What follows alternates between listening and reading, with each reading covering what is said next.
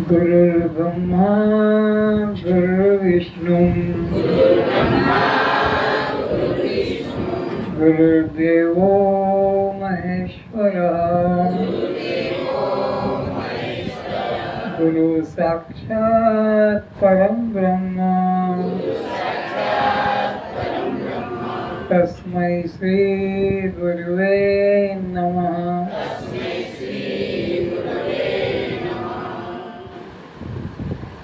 कस्त्वं जन्म मरण किसको, भूख प्यास किसको, सुख दुख किसको, बंध मोक्ष किसको। तो आप जड़ हैं, दृश्य हैं, अनात्मा हैं, शव हैं, क्षेत्र हैं, पर प्रकाश है।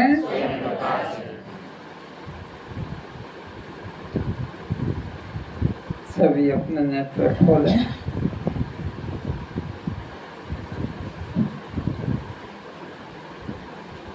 विषय सत्संग में चल रहा है अष्टावक्र जी और राजा जनक के बीच में। अष्टावक्र जी सद्गुरु हैं, राजा जनक शिष्य हैं। गुरु और शिष्य के बीच में जो संवाद चलता है उसे ही सत्संग कहते हैं। पुस्तक पढ़ने का नाम सत्संग नहीं,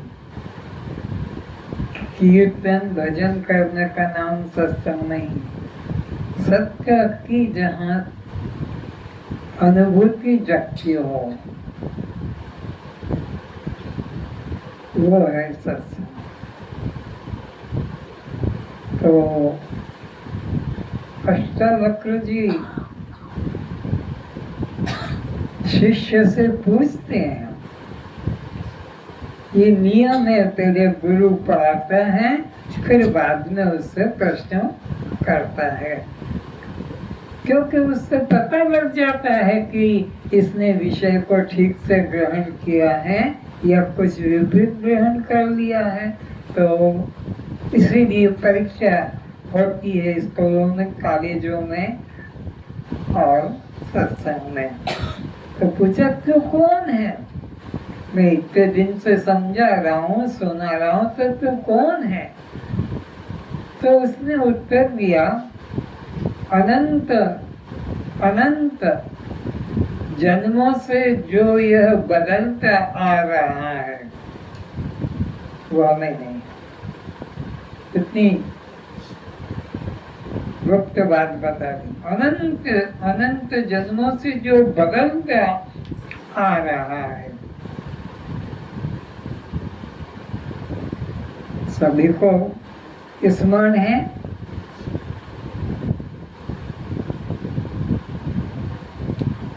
9 लाख प्रकार के तो जल के जीवों में हमने बदलाव की। हमने कभी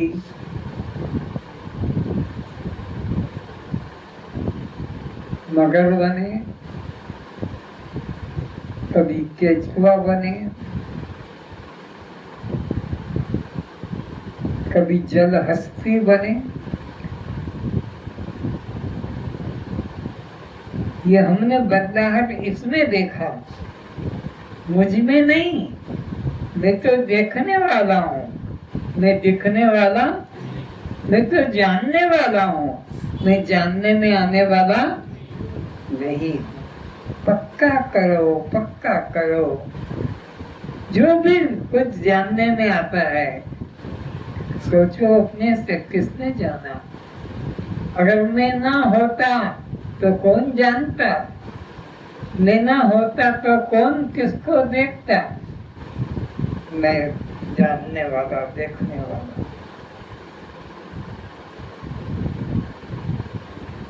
दस लाख प्रकार के आकाश में उड़ने वालों में बदलाहट देखा।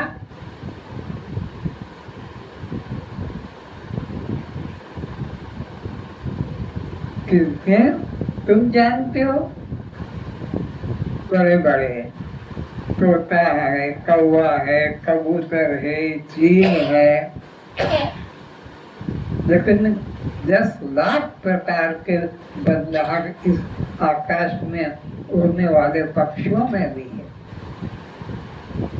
11 लाख जमीन के अंदर रहने वालों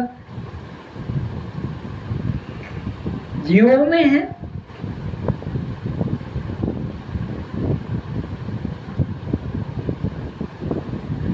लाख जमीन से पैदा होने वालों में बदलाहट है। पेड़ पौधे, अन्न, वनस्पति,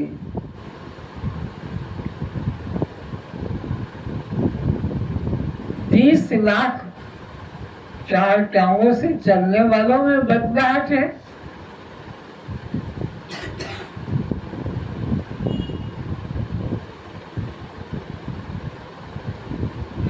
चार लाख 2 टांगों से चलने वालों में बदलाहट है। तो अनंत काल से अनंत अनंत जो बदलाहट हो रही है इसमें शरीर में, वो शरीर में नहीं।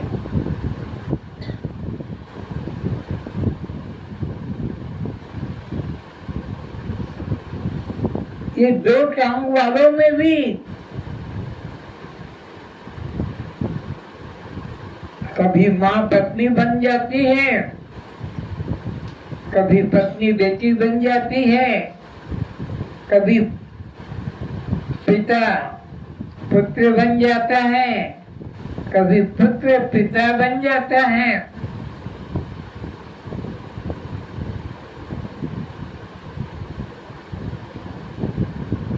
बदलाहट, तो जो बदलाहट को जानने वाला है सो हो, वो मैं हूँ, बदलने वाला मैं नहीं हूँ।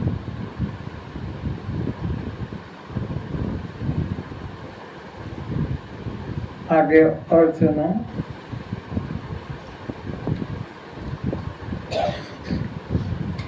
महर्षियों, योगियों, साधुओं, सन्यासियों के अनेक मत पथ सिद्धांतों की परस्पर भिन्नता देख इनसे विरक्त होकर मत पंथ संप्रदायों के जाल से निकलकर मुमुक्षु एक आत्मज्ञान के द्वारा शांति की इच्छा प्राप्त कर सकेगा। नाना मत मतांतर, जाति संप्रदाय, गुरुओं के आडंबर से हटकर कोई सद्गुरु की शरण में जाकर ही ज्ञान को प्राप्त कर पाता है, और नाना मत मतांतरों में फंसा बंधन को ही पाता है। शंकराचार्य शास्त्रों के लिए कहते हैं कि जो कोटि कोटि ग्रंथों में बात कही है वह मैं आधे श्लोक में कह देता हूँ। शंकराचार्य जी जगत गुरु कहते हैं कि जो कोटि कोटि ग्रंथों में नाना विस्तार से बात कही गई है उसको मैं आधे श्लोक में समझा सकता हूँ, ज्यादा विस्तार की जरूरत नहीं। क्या आधे श्लोक में ब्रह्म सत्यम जगत मिथ्या जीवो ब्रह्मेव नापरः, ब्रह्म सत्य है यानी तुम दृष्टा साक्षी सत्य होगा, और ये जो दृश्य दिखाई पड़ता है जगत नाम रूप वाला ये मिथ्या है, ये कल्पना मात्र है, माया मात्र है। सपने में जो देखते हो नींद टूटने पर कुछ मिलता है वो माया है। इसी तरह यह नाम रूप जगत भी मिथ्या है। ब्रह्म सत्यम जगत मिथ्या जीवो ब्रह्म, और ये जो जीव है जो 84 में घूम रहा है आकर 4,84,000 जो भ्रमत यह जीव अविनाशी, वो ब्रह्म ही है। आधे श्लोक में कह देता जीवो ब्रह्मेव ना परः, कुछ अन्य नहीं, ब्रह्म ही है। आगे क्या है वह बात? ब्रह्म सत्य है, जगत मिथ्या है और यह जीव ही ब्रह्म है। यदि महावाक्य द्वारा बोध हो सकता है तो फिर नाना शास्त्रों के शब्द जाल में क्यों फंसा जाए? अगर महावाक्य के द्वारा ही स्वरूप का बोध हो जाए तो नाना शास्त्रों के जाल में फंसने की, पढ़ने की, समझने की क्या जरूरत है? तो महावाक्य, जिन वाक्यों के द्वारा जीव और ब्रह्म की एकता का बोध होता है, ऐसे वाक्यों को महावाक्य कहते हैं। और एक अवान्तर वाक्य होता है और एक महावाक्य होता है। जीव और ब्रह्म के एकत्व का बोध कराने वाले वाक्यों को महावाक्य कहते हैं। जैसे अहम ब्रह्मास्मि, ये जो अहम है ये ब्रह्म ही, जो जीव है वो ब्रह्म ही, जीवो ब्रह्मेव केवलम, जीव केवल ब्रह्म ही है। अहम आत्मा ब्रह्म, यह जो देखने वाला, जानने वाला, अनुभव करने वाला है, ये आत्मा ही है, ये चैतन्य ही है, ये ब्रह्म ही है। ये दूसरा महावाक्य।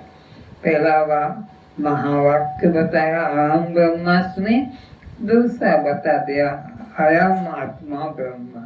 तो तीसरा का प्रज्ञानम ब्रह्म, ये जो ज्ञान स्वरूप आत्मा है, जो साक्षी आत्मा है, ये ब्रह्म ही है। ये तीसरा महावाक्य।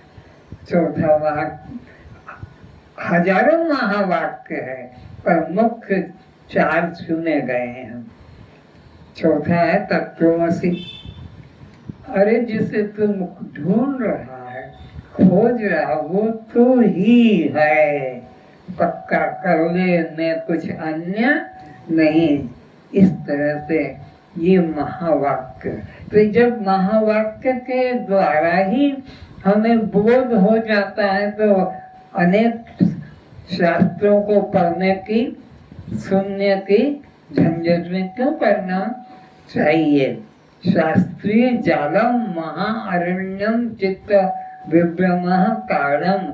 शास्त्र बहुत बड़ा जंजाल है, जंजाल है। शास्त्रीय तत्वम महाअरण्यम, बहुत बड़ा जंगल है। घुस जाओगे तो पता नहीं लगेगा कहाँ से कहाँ पहुंच जाओगे। इसलिए महावाक्य का चिंतन कर लो और उसी में दृढ़ हो जाओ। एक अवान्तर वाक्य होता है, महावाक्य का सहयोगी वाक्य को अवान्तर वाक्य कहते हैं। जैसे ईश्वर है, ये महावाक्य का सहयोगी हो गया। सच्चिदानंद है, ये महावाक्य का सहयोगी हो गया। लेकिन जो ब्रह्म है यह महावाक्य है। तो अनेक शास्त्रों के जंजाल में पढ़ने की जरूरत नहीं, जब महावाक्य के द्वारा ही बोध हो जाता है। तो जहाँ सुई से काम चलता है वहाँ तलवार निकालने की क्या जरूरत? दृष्टांत दिया है कितना सुंदर कि जहाँ कांटा कहीं गड़ गया है चलते चलते पैर में, नंगे पैर जा रहे थे जंगल में, कांटा लग गया तो सुई के द्वारा ही आसपास से खोज के उखाड़ लेते हैं। उसके लिए कोई तलवार की, कोई छुरी की, कोई चाकू की जरूरत नहीं। तो ऐसे ही जब एक महावाक्य से काम हो जाता है तो फिर अनेक शास्त्रों के जाल में फंसने की आवश्यकता नहीं। दवा की दुकान पर लाखों प्रकार की दवाएं हैं, उनमें हमें क्या प्रयोजन? हमें तो स्वरूप अज्ञान रूप एक ही रोग था। डॉक्टर की दुकान डॉक्टर की ना मेडिसिन की दुकान हो, चाहे वो आयुर्वेदिक दवा हो कि एलोपैथिक के होम्योपैथिक के और कोई पैथिक दवा हो, तो उसमें कौन सी दवा किस रोग के काम आएगी वो तो आचार्य, वो तो वैद्य या वो कोई डॉक्टर ही ले, ले सकता है। हमें सब दवा पीने की, सब दवा खाने की जरूरत नहीं। तो ऐसे ही ये वेद शास्त्र एक महा और दवाई की तरह है। कौन सा मेरे को इसमें से स्वाध्याय करना चाहिए, यह केवल सद्गुरु ही बताते हैं। हमें तो स्वरूप अज्ञान रूप एक ही रोग था, वह एक तत्वमसी महावाक्य रूप कैप्सूल द्वारा निवृत्त हो गया। जब हमें एक अहम ब्रह्मास्मि, शिवोहम, सोहम, अहम आत्मा ब्रह्म, एक कैप्सूल से ही हमारा रोग कट गया, तो और हमें अधिक दवाओं के बारे में जानकारी लेने की या ग्रहण करने की जरूरत नहीं। फिर से कैप्सूल। हमें तो स्वरूप अज्ञान रूप एक ही रोग था, वह अपना रोग क्या था हमारा? स्वरूप का अज्ञान कि मैं कौन हूँ नहीं जानता था। एक कैप्सूल तत्वमसी गुरु ने दे दिया, अहम ब्रह्मास्मि कैप्सूल गुरु ने दे दिया, और अधिक हमें दवाओं की जरूरत नहीं।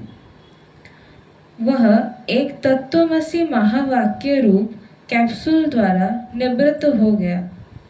अब हमें अन्य 99,999 मंत्र रूप औषधि से कोई प्रयोजन नहीं है। तो हमें और औषधियों के बारे में चिंतन करने की जरूरत, ग्रहण करने की जरूरत नहीं। शब्दों का संग्रहालय शास्त्र एक महागहन जंगल है। शास्त्र क्या है? एक महान जंगल है, महाअरण्य, और वो जितना पढ़ोगे और वो भ्रम में फंसोगे। एक ग्रंथ कुछ कहता है, दूसरा ग्रंथ कुछ कहता है, एक गुरु कुछ कहता है, दूसरा गुरु कुछ कहता है, तुम इसी में फंसे रहोगे। जो उसमें घुस गया वह अभिमन्यु की तरह घुसकर निकल आना असंभव है। अभिमन्यु का दृष्टांत देते हैं, वो चक्रव्यूह में घुस गया तो निकलना मुश्किल हो गया। इसी तरह जो शास्त्र जाल में घुस गया, अब इसको वो शास्त्र बता रहा, उस शास्त्र को पढ़ेंगे, इसका उस शास्त्र में कुछ वर्णन है उसको पढ़ेंगे, इसकी जरूरत नहीं। सीधा एक गुरु ने कैप्सूल दे दिया, सोहम बस पी जाओ, शिवोहम पी जाओ, अहम ब्रह्मास्मि पी जाओ, अयम आत्मा ब्रह्म पी जाओ, एक ही बात, और आने की जरूरत नहीं।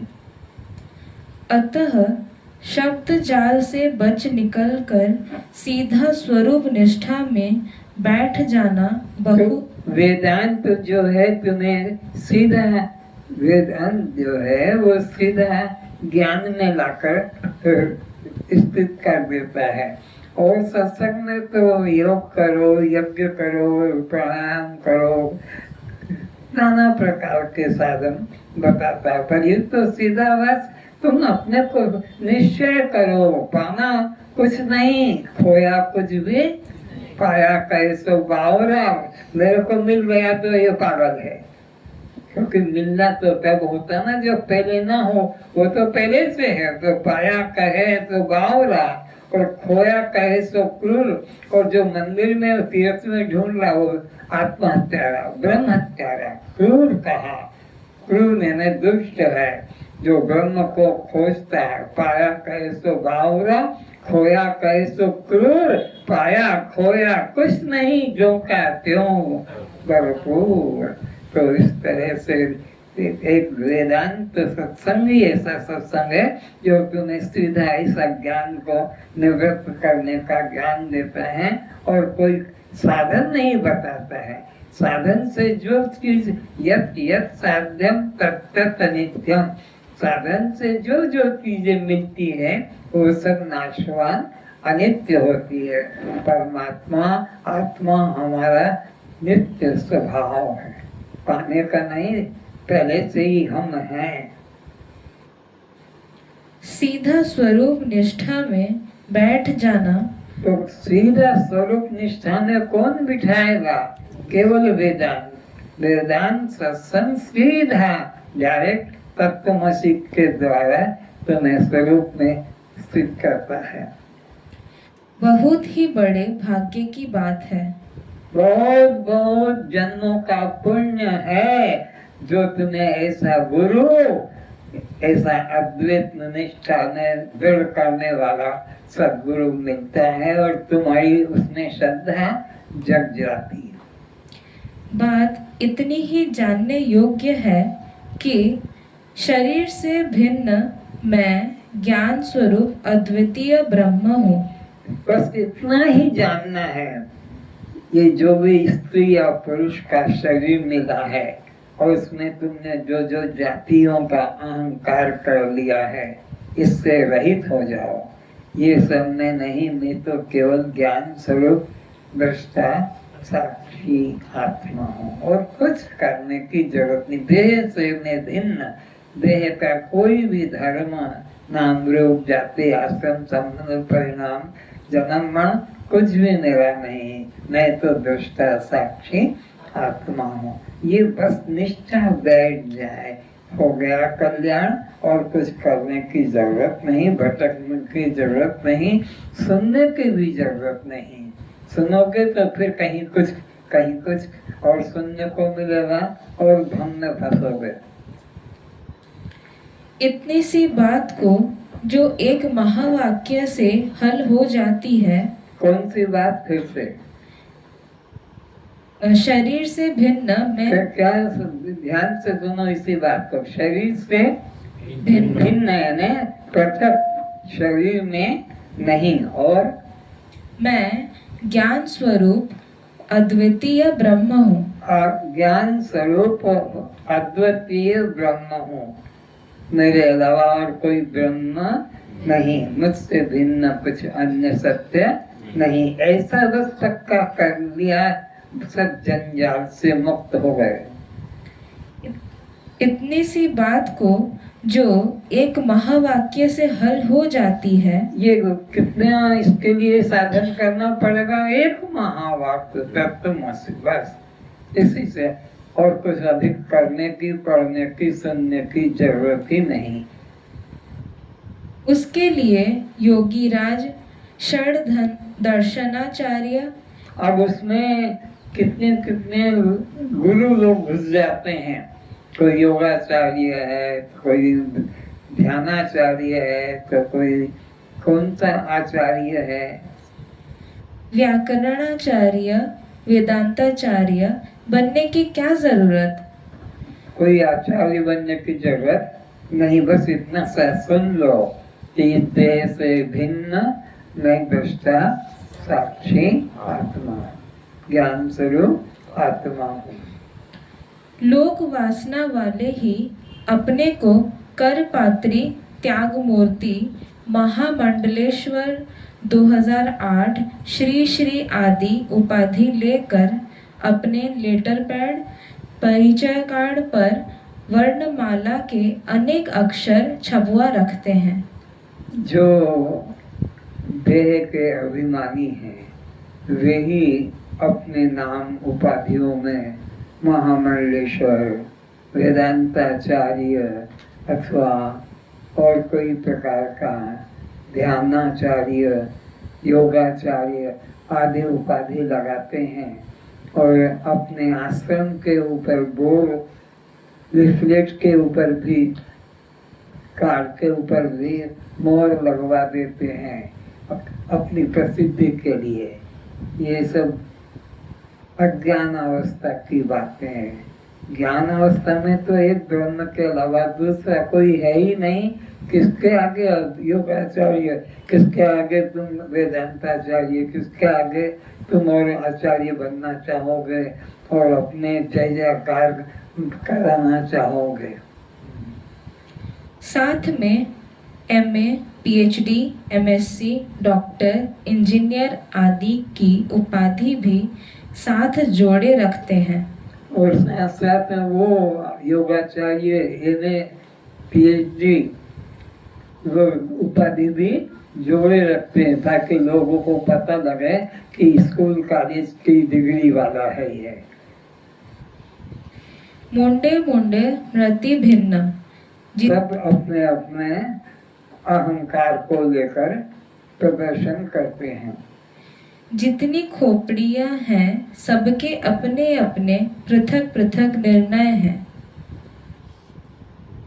शास्त्रों के भीतर शास्त्रों का लक्ष्यार्थ गूढ़ार्थ नहीं मिलेगा, वहाँ तो केवल शब्दों का वाच्यार्थ मिलेगा। शास्त्री तत्वम निहतम गुहायाम महाजना येन गता स पंथा। शास्त्रों की गूढ़ बात है वो शास्त्रों में नहीं मिलेगी। जो शास्त्र के ज्ञाता संत हैं, सच्चे संत, शास्त्रीय तत्व निहतम गुहायाम, जो उसमें पहुंचे हुए हैं लक्ष्य पर, वो जान सकते हैं शास्त्र की गूढ़ बात को।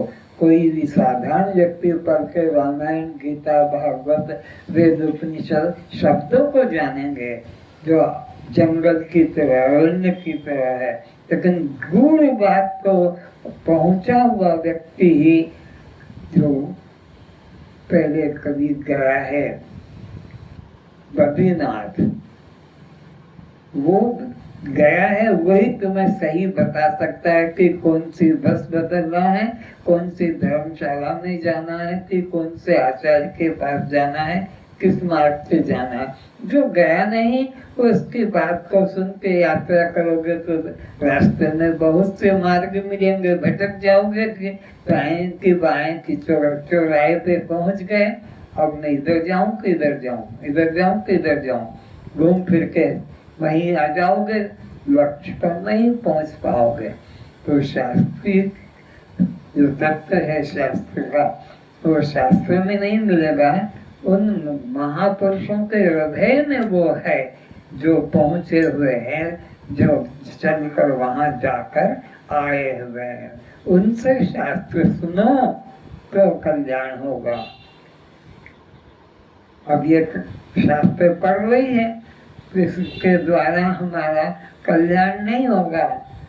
वो जो तत्व को पहुंचा हुआ है, उस तत्व में जो बैठ गया है, वो फिर उपदेश करेगा तो वो तुम्हें लक्ष्य पर पहुंचा देगा। इधर तो शब्द तो सभी पढ़ लेते हैं। शास्त्रों में तो केवल शब्दों का वाच्यार्थ मिलेगा, जिसका पंडित लोग वर्षों एक एक मंत्र, श्लोक, दोहा, चौपाई का निर्णय करने पंडित लोग एक एक दोहे का, एक एक श्लोक का, एक एक चौपाई का महीनों महीनों अर्थ करते रहते हैं, शब्द जाल में घुमाते रहते हैं, अपनी विद्वता का प्रदर्शन करते हैं। अरे एक श्लोक 6 महीने तक चला, वही श्लोक अपने मन का सब कुछ निकालते जाते हैं श्लोक पढ़कर, और अपने मन में जो भरा हुआ है उसका प्रदर्शन करते हैं। प्रवचन करने में लगाए रहते हैं और सरल भोले मंद बुद्धि वाले लोगों को शब्द जाल में फंसाए रखते हैं। और ऐसे गुरु लोग भोले लोगों को, तुम जैसे सरल लोगों को अपने वाणी में के जाल में फंसा कर रखते हैं। करे बहुत विद्वान है, बहुत विद्वान है, इतना विद्वान है कि उसकी कोई बात समझ में नहीं आती, इतना गहरा वो समझाता है कि हमारी खोपड़ी के ऊपर से निकल जाता है। ये कोई महिमा है? अंदर न घुसने के बजाय वो ऊपर से ही निकल जाता है। मैं समझ नहीं पाया कि आज का प्रवचन का सार क्या है, आज क्या प्रवचन सुनाया, वो समय ऐसे ही निकल जाता है। जैसे अनुमान द्वारा पर्वत पर अग्नि का निर्णय हेतु 4 बातें सिद्ध कराना पड़ती है। अगर किसी को पहाड़ पे आग है तो 4 बातें उसको सिद्ध करना पड़ेगी, तब अग्नि, पहाड़ पे अग्नि है इसका पता लगेगा। सबसे बड़ा तो है लक्षण धुआं। जहाँ धुआं निकलता है वहाँ अग्नि जरूर जरूर होती है। आगे क्या करो? पक्ष, लक्ष्य, हेतु व दृष्टांत, इन 4 बातें पक्ष, लक्ष्य, हेतु और दृष्टांत, ये 4 युक्तियां बताना पड़ेगी।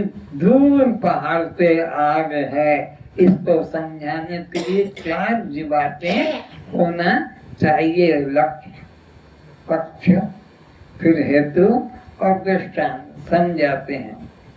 लक्ष्य, पक्ष, लक्ष्य, हेतु व दृष्टांत, इन 4 बातें हो जाने से अनुमान द्वारा दूरस्थ अग्नि होने का विश्वास एवं प्राप्ति हो जाती है। अनुमान करके और फिर उसकी प्राप्ति हो जाती है। पर पक्ष क्या है, लक्ष्य क्या है, हेतु क्या है, दृष्टांत क्या है, उसको समझाते हैं। दृष्टांत: किसी यात्री ने राह में एक व्यक्ति से पूछा, भाई मुझे भोजन बनाना है, उसके लिए अग्नि चाहिए, वह कहाँ मिलेगी? ये प्रश्न हुआ। अब इसमें 4 बातें हैं, लक्ष्य, पक्ष, हेतु, दृष्टांत। क्या क्या है? आग को पाने का। उसने कहा, वहाँ सामने पर्वत पर चले जाओ। यात्री ने पूछा, वहाँ अग्नि होगी, कैसे जानूं? धुआं जो हो रहा है। यात्री ने फिर पूछा, धुआं होने से अग्नि भी होगी, इसमें क्या अनुभव? किचन, रसोई घर में देखते हैं जब जब आग होती वहाँ धुआं होता है।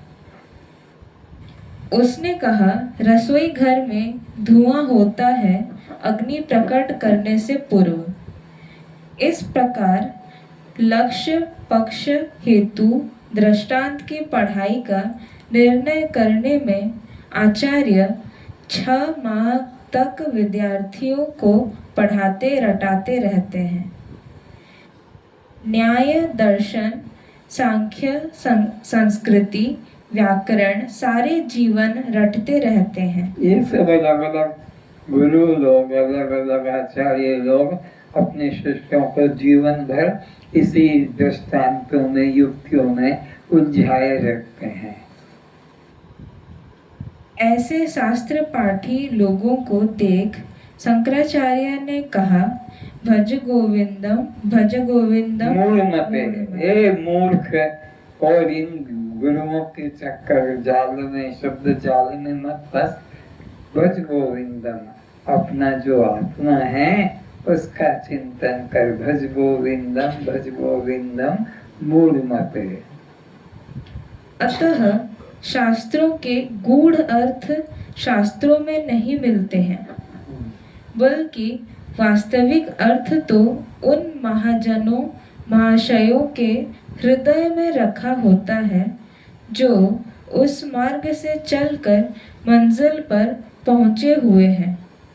जो गुरु पहुंचे हुए हैं, जिसकी वे चर्चा कर रहे हैं, वो जान चुके हैं, अनुभव कर चुके, उनसे वो ग्रंथ सुनना चाहिए, उपदेश ग्रहण करना चाहिए। हर एक से उपदेश ग्रहण नहीं करना चाहिए। अतः शास्त्र जाल से जो दूर रहे हैं, जैसे संसार उत्पत्ति क्रम सत्य नहीं है, न कोई दर्शन सत्य है, न कोई पंथ सत्य है, न संसार सत्य है, न संसार की उत्पत्ति सत्य है, न संसार के बारे में जो ग्रंथों में वर्णन आता है वो सत्य नहीं। सत्य तो एक आत्मा है, एक परमात्मा है, पर उसी को विभिन्न आचार्य विभिन्न ढंग से समझाते हैं। न कोई चक्र सत्य है। यदि कोई सत्य होता तो सब शास्त्रों में एक सा होता। जैसे अग्नि सदा उष्ण है, बर्फ सदा शीतल है, नीम सदा कड़वा है। कोई भी शास्त्र, कोई भी गुरु, कोई भी देश का व्यक्ति हो, इसमें परिवर्तन नहीं कर सकता है कि हमारे देश में तो ठंडा भी है, आग होती है, कभी नहीं हो सकती है कि बर्फ गर्म होता है हमारे देश में, ऐसा नहीं हो सकता। सत्य सब जगह एक होगा। फिर क्यों कोई 24 तत्व, कोई 25 तत्व स्थूल शरीर के एवं 16, 17, 19 तत्व सूक्ष्म शरीर के बताते हैं। अलग अलग आचार्य अलग अलग ढंग से, हमारे गुरु ने तो 24 बताया, हमारे गुरु ने तो 25 बताया, हमारे गुरु ने तो 16 बताया, अरे हमारे गुरु ने तो 17, एक कहता नहीं, हमारे गुरु ने 19 बताया, तो एक कहता हमारे गुरु ने तो 20 बताया है। मुंडर मुंडर मकर भिन्न, अलग अलग सब अपनी अपना वर्णन करते हैं।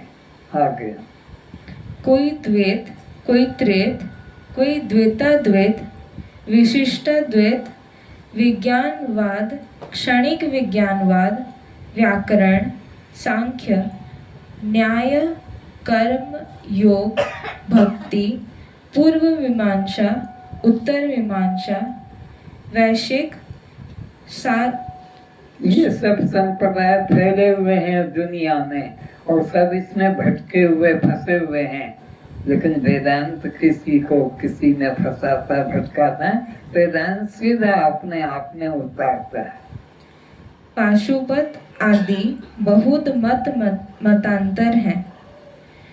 व्यावहारिक सत्ता में भेद है, किंतु परमार्थ सत्ता में कोई भेद नहीं है। किसी शास्त्र में संसार सीधा परमात्मा से उत्पन्न हुआ तो कहीं तेज से तो कहीं आकाश से, उस प्रकार कहने से सिद्ध हुआ कि जगत सत्य नहीं है। कोई किस ढंग से उत्पत्ति बताता है, कोई किस ढंग से, सब अलग अलग बताते हैं। तो सत्य होता तो एक होता, सबका एक होता है। जैसे अग्नि गर्म है, सबकी एक है, ऐसे ही सत्य एक होता है। जहाँ भेद है वहाँ सत्य नहीं है।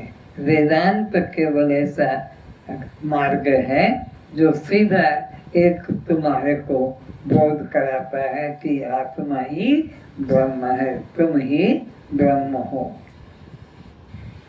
पारमार्थिक दृष्टि से न लय है न उत्पत्ति, न कोई बद्ध न कोई मुक्त है। परमार्थ दृष्टि से न कोई बद्ध है न मुक्त है, क्योंकि ब्रह्म एक है और वो कभी जन्मा नहीं तो कभी मरेगा नहीं।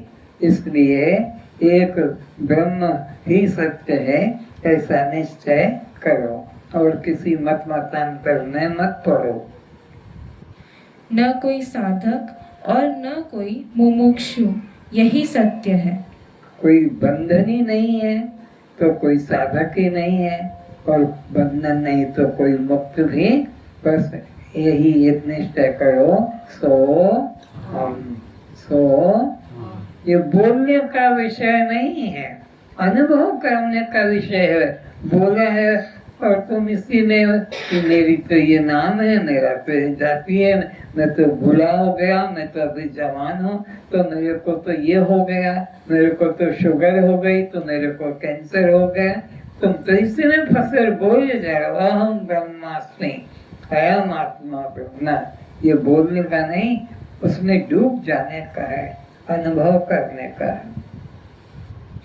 योगी महर्षि साधुओं की है अनेक पगडंडियां, कोई सिखाते सिद्धियां, कोई बताते रिद्धियां। ऊंचा न चढ़ नीचा न गिर, ध्यान समाधि बंधन तोड़ दे।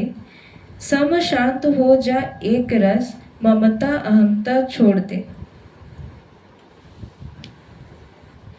अष्टावक्र जी कहते हैं, हे जनक, जिसने विवेक, वैराग्य, शम, दम, श्रद्धा, तितिक्षा साधन युक्त हो सद्गुरु शरणापन्न होकर श्रवण, मनन तथा निधिध्यासन द्वारा अभेद की साधक, भेद की बाधक युक्तियों द्वारा अद्वितीय ब्रह्म को वह मैं हूँ इस प्रकार जान लिया है।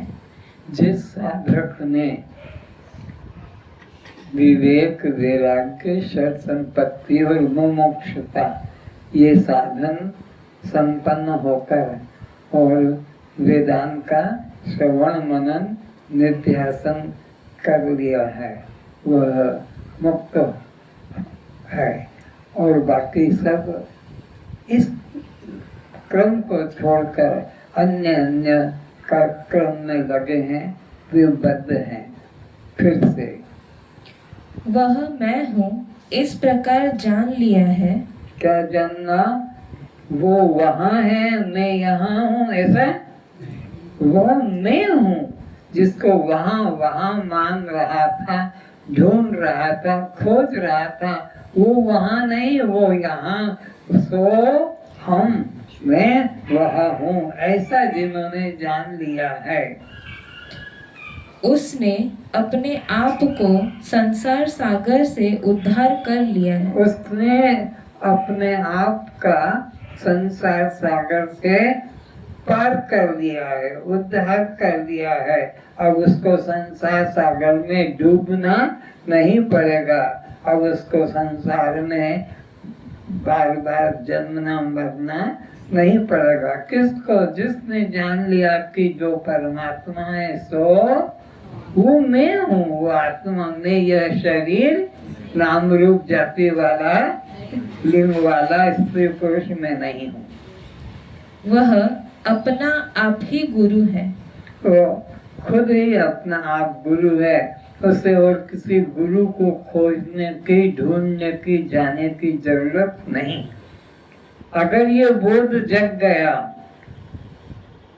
कि यह देह में नहीं हूँ, नहीं तो दृष्टा साक्षी आत्मा हूँ, जन्म मरण मेरा धर्म नहीं है, भूख प्यास मेरा धर्म नहीं है, सुख दुख मेरा धर्म, बंध मोक्ष मेरा धर्म, मैं तो नित्य शुद्ध बुद्ध मुक्त आत्मा हूँ। ऐसा जिन्होंने जान लिया है, उस साधक को अब किसी गुरु के पास जाने की और कुछ साधन करने की जरूरत नहीं है, क्योंकि गुरु इससे अधिक और कुछ बता नहीं सकेगा। फिर से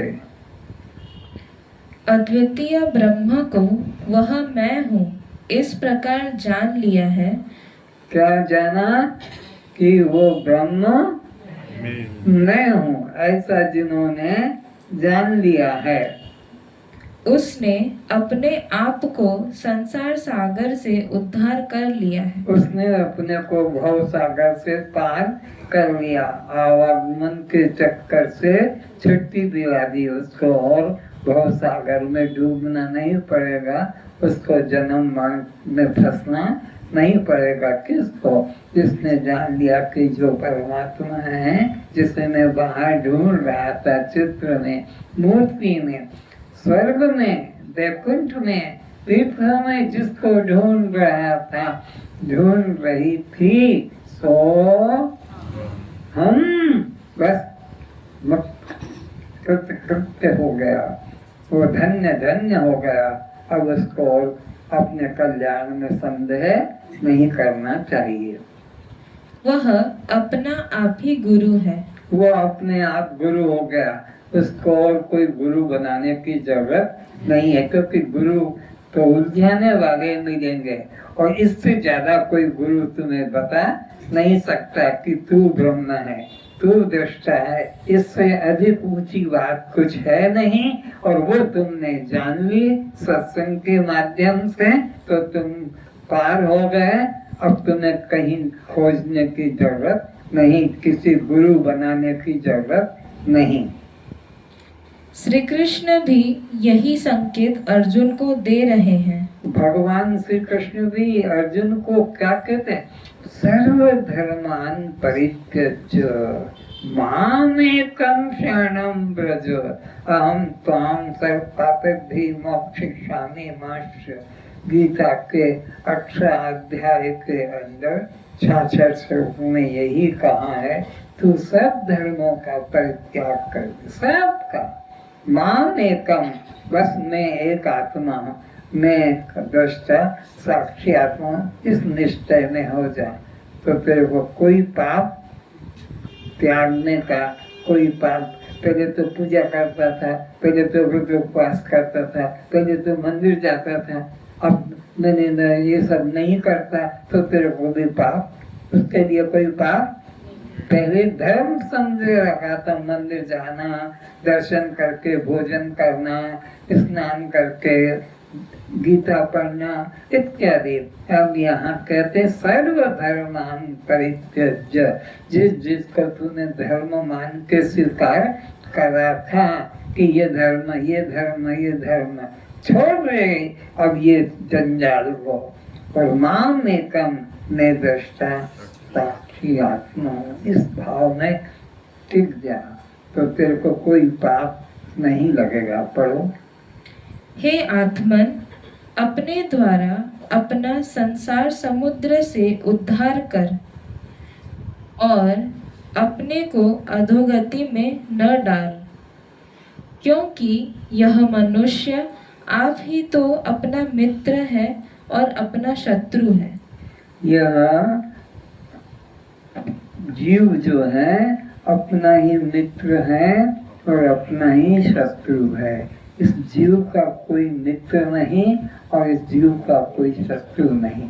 कब ये मित्र बनता है? जब यह अपने को देह से पृथक दृष्टा साक्षी आत्मा जानता है, तो ये मित्र बन के कल्याण करने वाला हो गया। और अपना ये शत्रु कब बनता है? जब ये आत्मभाव छोड़कर अपने को नाम रूप जाति वाला शरीर मान लेता है, तो ये अपनी दुर्गति करता है।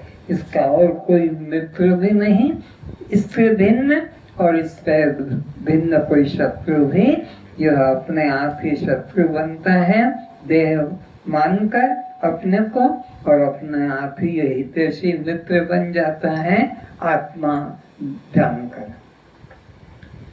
जिसने अपने मन को जीत लिया है और विषयों से हटाकर आत्मा में जोड़ दिया है। क्या किया है? मुख्य साधना, मुख्य मनुष्य जीवन का पुरुषार्थ इसी दो बातों में है कि जिसने अपने को जीत लिया है। क्या जीत लिया है?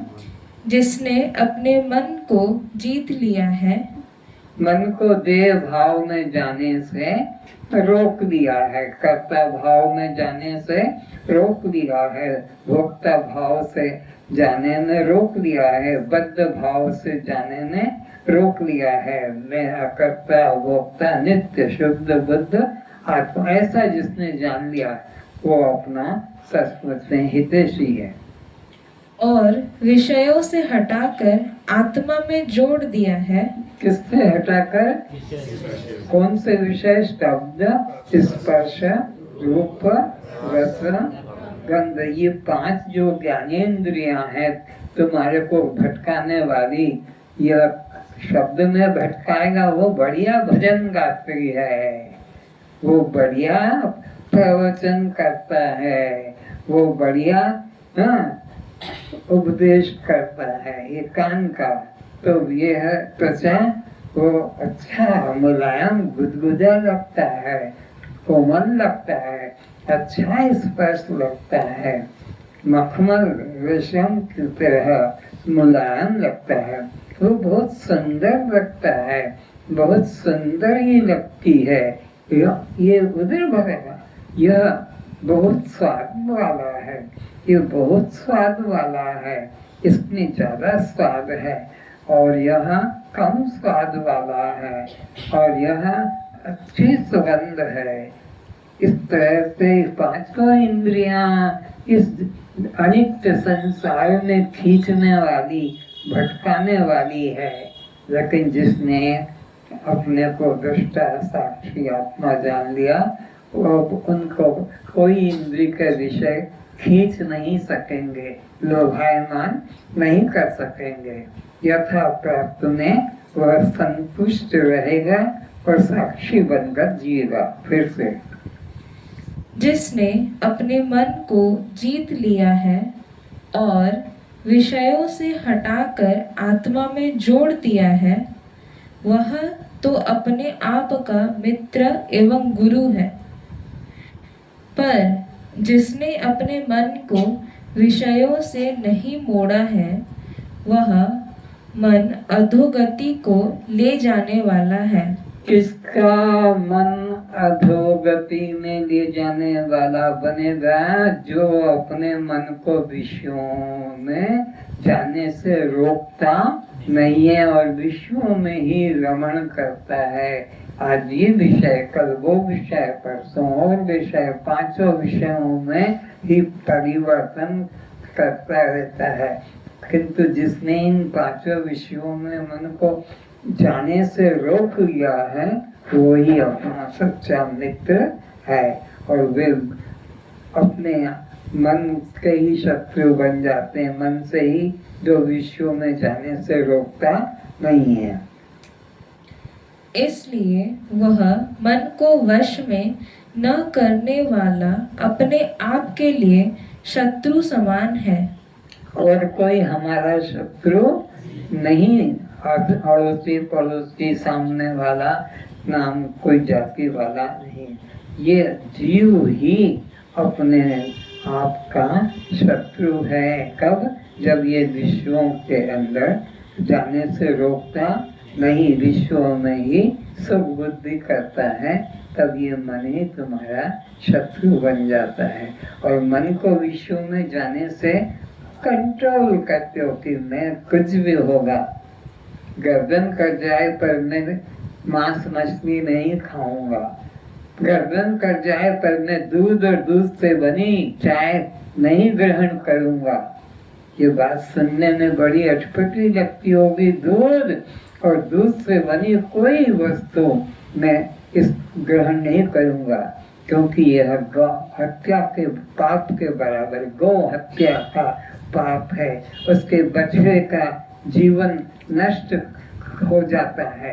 वो जो दूध के लेने वाले हैं, रस्सी से बांध देते हैं बछड़े को, रस्सी से बांध देते हैं गाय को, और रस्सी से बांध देते गाय की दोनों टांगों को, ताकि वो हिल ना सके, टांग ऊंची ना कर सके, जा ना सके दौड़ के बच्चे के पास में। और बच्चे को भी बांध दिया, और बच्चे की आंख से आंसू गिरते रहते हैं कि मेरी माँ का दूध मत चुराओ पापियों, मेरा दूध मेरे लिए। उसको तो रस्सी से बांध दिया, और इस दूध के द्वारा बनी वस्तुओं का आज का बढ़िया पेड़ा, रबड़ी बढ़िया, कलाकंद बढ़िया, गुलाब जामुन बढ़िया, तुमको बढ़िया लगाए, और गाय के आंसू और बच्चे के आंसू उसमें मिले हुए हैं। तो ऐसे नियम पक्का करने वाला वह कभी भी इंद्रियों का, मन का गुलाम नहीं बनता है। मन की इंद्रिय मन को वश में करने वाला वो अपना मित्र है। और जो मन के अधीन चलता है, वे बाबा लोग तो पहुंचते हैं चाय जैसी चीज छोड़ देंगे, दूध को छोड़ देंगे, ये तो भगवान तो पीते थे। अरे भगवान गाय को बांधते नहीं थे, बछड़े को बांधते नहीं थे, इधर 2 तनों का दूध बछड़ा पी रहा है, और इधर जो है वह कृष्ण पी रहे हैं बछड़े के ही इस तनों का। तो ऐसे मूर्ख लोग दृष्टांत देंगे, तुमको भी लग जाएगा हाँ भगवान तो पीते थे, तो हम क्यों नहीं पिएंगे। तुम जो पी रहे हो वो दूध नहीं जहर है, किस तरह से प्राप्त किया जाता है और किस तरह तुम्हारे तक पहुंचता है। तो अपने मित्र बनो, अपने शत्रु मत बनो। सच्चा सद्गुरु वही जो शिष्य को शिष्य भाव से मुक्त कर दे। और गुरु कभी शिष्य बनाते, क्योंकि गुरु की दृष्टि में अगर शिष्य हो गया तो द्वैत हो गया, और जबकि द्वैत कहता है ब्रह्म के अलावा दूसरा कोई नहीं। तो सच्चा सद्गुरु शिष्य नहीं बनाता है, गुरु गुरु बनाता है। तुम कॉलेज में जाते हो स्टूडेंट बनकर, लेकिन कॉलेज से जो डिग्री लेकर आते हो मास्टरशिप की, MA, MCom, MSc, यानी अब ये स्टूडेंट नहीं रहा, master of science, master of arts, master of commerce इत्यादि। तो जैसे संसार में स्कूल कॉलेज आपको विद्यार्थी बन के तो एडमिट करते हैं, लेकिन वहां से जब विदा करते हैं तो मास्टरशिप आपको डिग्री मिलती है।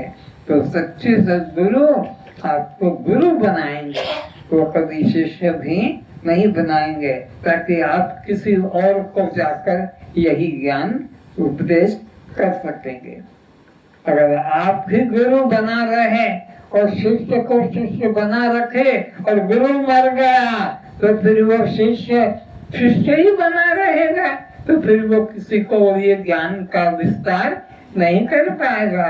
तो गुरु तो मर गया, शिष्य को गुरु ज्ञान दे गया कि अब तुम मेरे बाद में इसका ज्ञान का वितरण करना। तभी ये गुरु परंपरा चली आ रही है, नहीं तो शंकराचार्य के बाद में रुक जाता, लेकिन शंकराचार्य के बाद में और गुरुओं के बाद में ज्ञान की धारा चल रही है। तो गुरु शिष्य नहीं बनाता है, गुरु आपको गुरुता की योग्यता दे देता है, ताकि आप दूसरे का भी शंका का समाधान कर सकें, उसे भी शांति दिला सकें। सदा अपना दास बनाकर रखने वाला सच्चा सद्गुरु नहीं है। कौन सच्चा सद्गुरु नहीं? जो साधन बताता है और शिष्य बनाकर रखता है, वो सच्चा सद्गुरु नहीं। सद्गुरु की शिष्य पर यह अंतिम कृपा है कि वह शिष्य को भी अपने से छुटकारा दिला दे। जो अपने में सेवा के लिए उलझा बिठा रखे वह गुरु ही नहीं। सद्गुरु की शिष्य पर यह अंतिम कृपा है। शिष्य के ऊपर गुरु की कृपा हुई है, कैसे जानेंगे? वह शिष्य को भी अपने से छुटकारा दिला दे। तो अपने से भी छुटकारा शिष्य भाव से हटा देता है। गुरु अपने शिष्य को भी शिष्य भाव से मुक्ति दिला देता है कि अब तू खुद गुरु है, अब तू शिष्य नहीं है। जो अपने में सेवा के लिए उलझा बिठा रखे, जो अपने सेवा के लिए कि मेरे पैर दबाते रहना, सर दबाते रहना, मेरे को निगाहते रहना, मेरे लिए खाना बनाते रहना, ऐसा उलझाते रखे, वो गुरु नहीं, वो दम्भी गुरु है। गुरु वह जो शिष्य भाव से मुक्ति दिला दे। वह गुरु ही नहीं, फिर तो वह शिष्य का शोषण कर रहा है। तो वो गुरु नहीं, बल्कि शिष्य के जीवन का शोषण करके अपनी सेवा में उलझा के रखता है, सेवा से मुक्ति नहीं दिलाता है। आज बस इतना ही।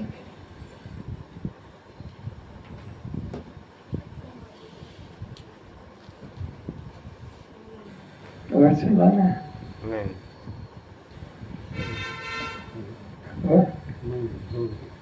हो गया। कस्त्वं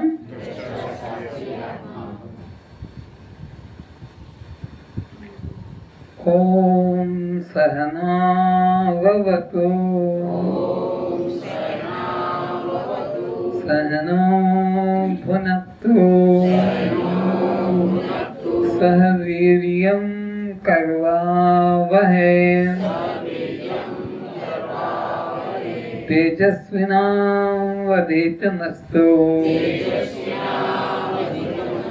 मा विद्विषावहै। ओम शांति शांति शांति।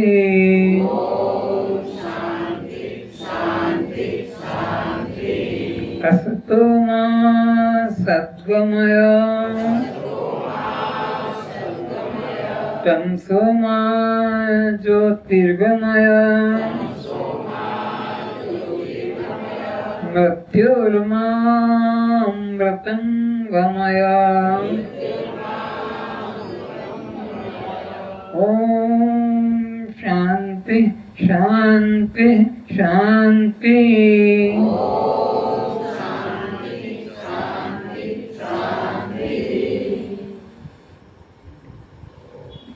जब मैं चलती हूँ, जब मैं देखती हूँ, जब मैं सुनती हूँ, जब मैं बोलती हूँ, जब मैं काम करती हूँ, जब मैं भोजन ग्रहण करती हूँ, कोई भी काम बिना परमात्मा के इस देह के द्वारा कभी नहीं होते हैं। इस देह के सभी कर्म परमात्मा के द्वारा ही, चेतन सत्ता के द्वारा ही